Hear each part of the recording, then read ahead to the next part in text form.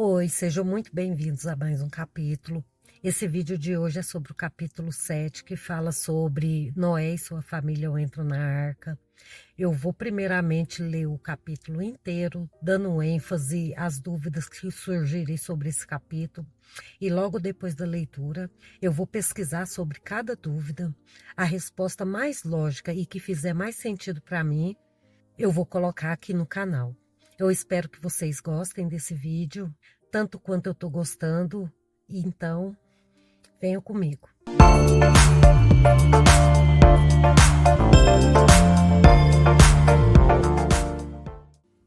Leitura do capítulo 7 de Gênesis, que é Noé e sua família entram na arca. Vamos lá, versículo 1. Depois disse o Senhor a Noé: entra tu e toda a tua casa na arca, porque te eis visto justo diante de mim nesta geração. De todo o animal limpo tomarás para ti 7 e 7, o macho e sua fêmea, mas dos animais que não são limpos, 2, o macho e sua fêmea. Quais serão os animais que são limpos e quais são os animais que não são limpos? Vou pesquisar isso. Também das aves do céu, 7 e 7, macho e fêmea, para se conservar em vida a semente sobre a face de toda a terra. Porque passados ainda 7 dias, farei chover sobre a terra 40 dias e 40 noites, e desfarei de sobre a face da terra toda a substância que fiz. Por que 40 dias, 40 noites, né? Por que exatamente 40 dias, 40 noites? Eu vou pesquisar isso também. E fez Noé conforme tudo o que o Senhor lhe ordenara. E era Noé da idade de 600 anos, quando o dilúvio das águas veio sobre a terra. E entrou Noé e seus filhos e sua mulher e as mulheres de seus filhos, com ele na arca, por causa das águas do dilúvio, dos animais limpos e dos animais que não são limpos, e das aves e de todo o réptil sobre a terra. Entraram de 2 em 2 para Noé na arca, macho e fêmea, como Deus ordenara a Noé.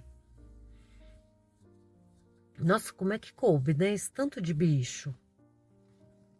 Interessante, né? Porque é muito bicho. Como será que colocou dentro da arca, né? E aconteceu que, passados 7 dias, vieram sobre a terra as águas do dilúvio. No ano 600 de vida de Noé, no mês segundo, aos 17 dias do mês, naquele mesmo dia, se romperam todas as fontes do grande abismo, e as janelas do céu se abriram. E houve chuva sobre a terra 40 dias e 40 noites. E no mesmo dia entrou Noé e Sem, e Cã e Jafé, os filhos de Noé, como também a mulher de Noé e as 3 mulheres de seus filhos com ele na arca. Eles e todo o animal conforme a sua espécie, e todo o gado conforme a sua espécie, e todo o réptil que se roja sobre a terra conforme a sua espécie, e toda a ave conforme a sua espécie, todo pássaro de toda qualidade. E de toda carne em que havia espírito de vida, entraram de 2 em 2 para Noé na arca. E os que entraram macho e fêmea, de toda carne entraram, como Deus lhe tinha ordenado, e o Senhor a fechou por fora. Aí, a partir do versículo 17, tem um sobretítulo, que é o dilúvio. E esteve o dilúvio 40 dias sobre a terra, e cresceram as águas e levantaram a arca, e ela se elevou sobre a terra. E prevaleceram as águas e cresceram grandemente sobre a terra, e a arca andava sobre as águas. E as águas prevaleceram excessivamente sobre a terra, e todos os altos montes que havia debaixo de todo o céu foram cobertos. 15 côvados acima prevaleceram as águas, e os montes foram cobertos. E expirou toda a carne que se movia sobre a terra, tanto de ave como de gado e de feras, e de todo o réptil que se roja sobre a terra, e de todo o homem. Tudo o que tinha fôlego de espírito de vida em seus narizes, tudo o que havia no seco, morreu. Assim foi desfeita toda a substância que havia sobre a face da terra, desde o homem até ao animal, até ao réptil e até à ave dos céus, e foram extintos da terra. E ficou somente Noé e os que com ele estavam na arca. E prevaleceram as águas sobre a terra 150 dias. E aqui acaba o capítulo 7. Aí as dúvidas que ficou foi, né? O que é animal limpo e o que é animal sujo? Por que 40 dias, né? Que ia chover 40 dias, exatamente 40 dias. Interessante. E uma coisa aqui, gente, que faz a gente pensar, né? Como que Noé acreditou que isso ia acontecer? A fé dele era assim tão gigante que fez ele acreditar e fazer essa arca, né? É uma boa pergunta, porque não dá para explicar, né? É uma curiosidade que eu vou tirar ela também nas dúvidas, viu? Então a leitura do capítulo 7 termina aqui e agora vamos lá para as dúvidas.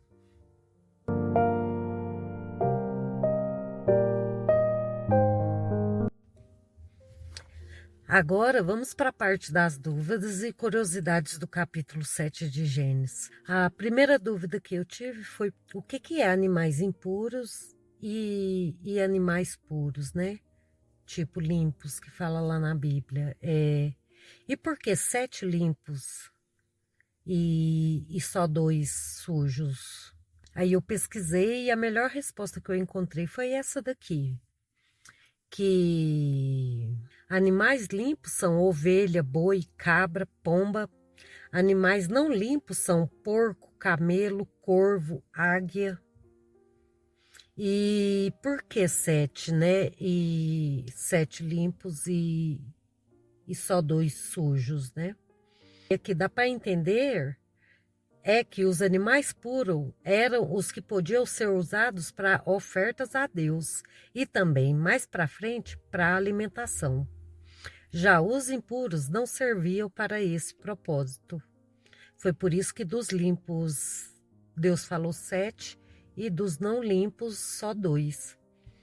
Interessante, não é? Aí eu me perguntei, uai, mas porco a gente come porco, né? A resposta mais interessante que eu achei foi essa daqui. Naquela época, essa separação era espiritual, sobre como os animais seriam usados nos planos de Deus. Não tinha a ver com sabor ou higiene, era propósito mesmo.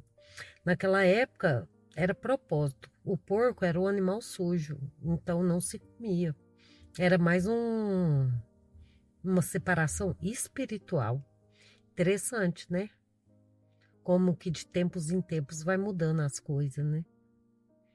A outra pergunta é: como que Noé conseguiu organizar tantos animais na arca, né? Aí a resposta mais cabível que eu achei foi essa daqui, ó.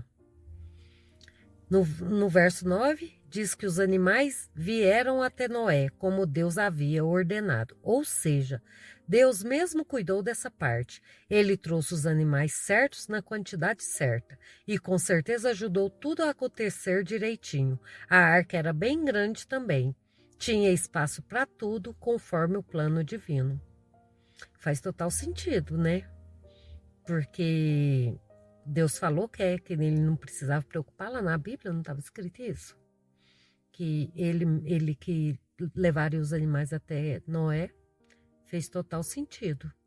Falei, porque quando a gente lê, a gente não presta muita atenção, né? Quando eu falar gente, eu, viu? E a outra dúvida que eu achei interessante foi o que significava chover por 40 dias e 40 noites. Por que 40, né? Esse número. E eu achei muito interessante isso aqui, ó. O número 40 tem um peso especial na Bíblia. Aparece várias vezes depois também. Aqui ele representa um período completo de julgamento e transformação.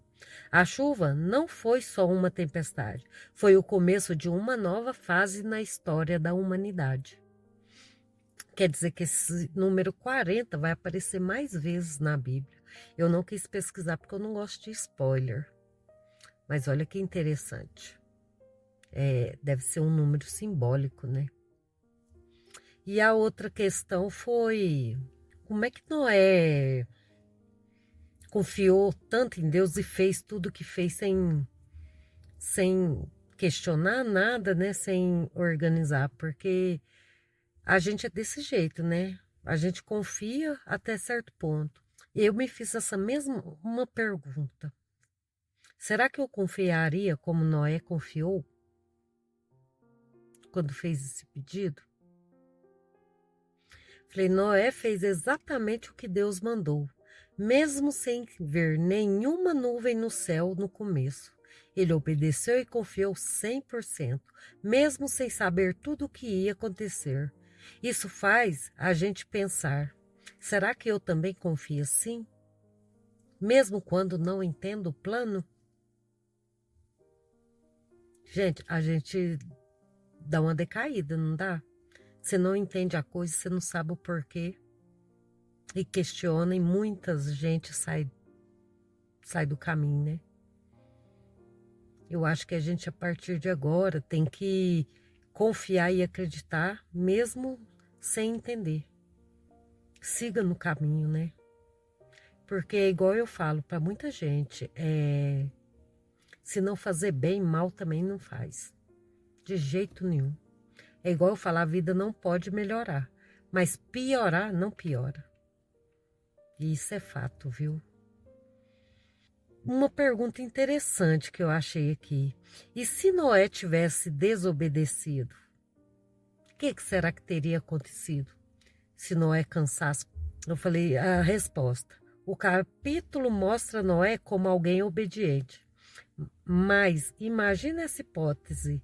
Ajuda a perceber que a obediência dele foi essencial. Se ele tivesse hesitado, poderia ter colocado tudo em risco. Isso mostra o quanto a nossa resposta a Deus importa, mesmo quando não faz sentido na hora. Você reparou que a resposta, se a gente mostrar para Deus que a gente acredita, confia, acredita não, confia, você viu que importa, mesmo que a gente não entenda, importa a gente confiar e acreditar.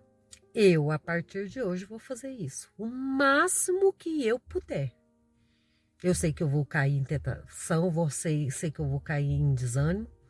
Mas o máximo, toda vez que eu cair em desânimo ou pensar em alguma tentação, eu vou lembrar disso aqui. E vou me recompor. Porque vai ajudar a gente demais a não cair em cilada. Demais mesmo, não deixar o mal nem chegar perto. Então, gente, é isso sobre o capítulo 7. Ele foi bem pequeno, né? Mas é uma coisa, né? Um questionamento, né?